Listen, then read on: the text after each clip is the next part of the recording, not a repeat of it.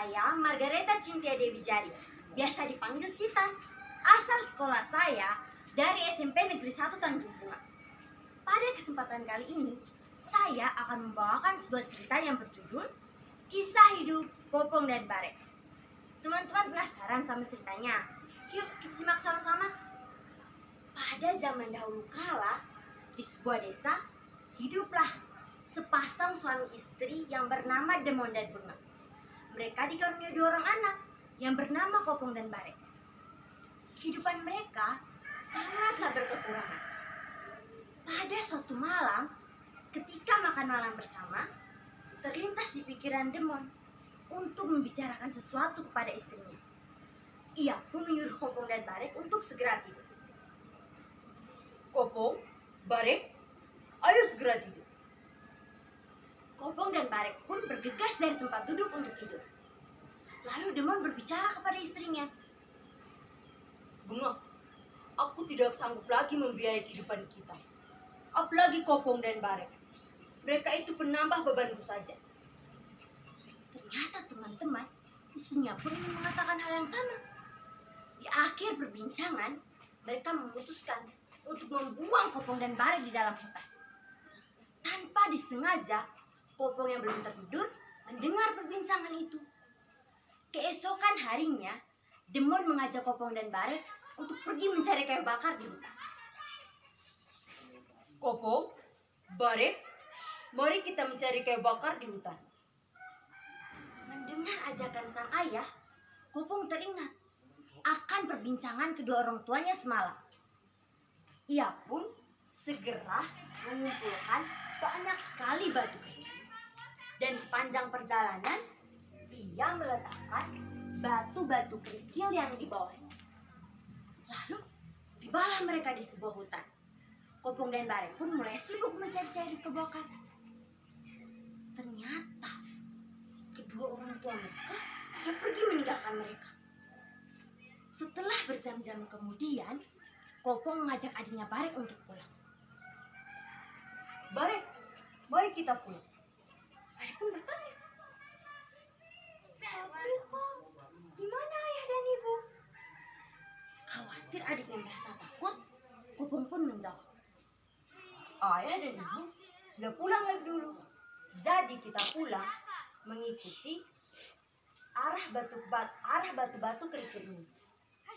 Dengan mengikuti arah batu kerikil, sampailah mereka di rumah. Demon dan Bunga sangat terkejut melihat kedatangan mereka. Mereka pun mulai berpura-pura menangis dan bersandiwara. Namun, ketika malam hari tiba, tersusun rencana yang sama untuk membuang Popong dan Barek. Dan rencana yang sama pula didengar oleh Popong. Popong pun segera menyiapkan beberapa potong roti. Keesokan harinya, mereka kembali mencari kayu bakar di hutan. Sepanjang perjalanan, Popong meletakkan potongan-potongan roti yang sudah dibawanya. Lalu, tibalah mereka di sebuah hutan. Seperti halnya kemarin, kedua orang tua Popong dan Barek pergi meninggalkan mereka. Melihat sandiwara yang ada, Popong dan Barek pun bergegas pulang. Namun yang terjadi, potongan-potongan roti itu habis dimakan oleh semua. Di tengah kebingungan, terlihat sebuah pohon yang sangat tinggi. Popong berusaha memanjat pohon tersebut. Ketika sampai di puncak pohon, terlihat sebuah rumah yang sangat terang dan besar. Popong turun dan mengajak Barek untuk pergi ke rumah itu. Namun tak disangka-sangka, rumah itu milik seorang raksasa. Raksasa itu pun menangkap mereka. Namun, karena tubuh mereka yang sangat kecil, raksasa memutuskan untuk memelihara mereka terlebih dahulu. Suatu hari, ketika raksasa pergi mencari makan, Popong dan Barek mengambil kesempatan itu untuk kabur. Namun raksasa mengetahuinya. Popong, Barek, jangan kabur kalian! Ketika Popong dan Barek sedang ketakutan, terlihat dari langit seekor elang besar terbang sembari membawa anak ayah mendekati Kopong dan Barek dan mengajak Kopong dan Barek untuk naik ke punggungnya. Tanpa berpikir panjang, Kopong dan Barek pun naik ke punggung elang tersebut.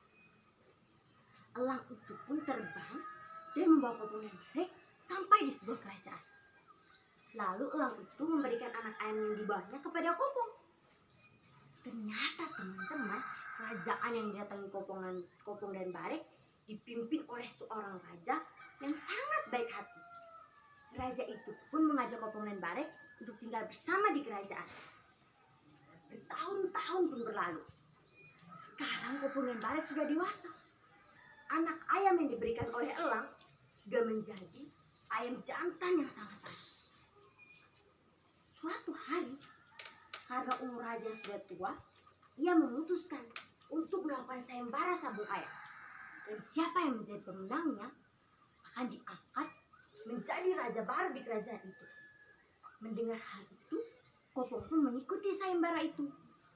Dan ketika hari sayembara itu tiba, Kopong menjadi pemenang. Ia pun langsung diangkat menjadi raja baru.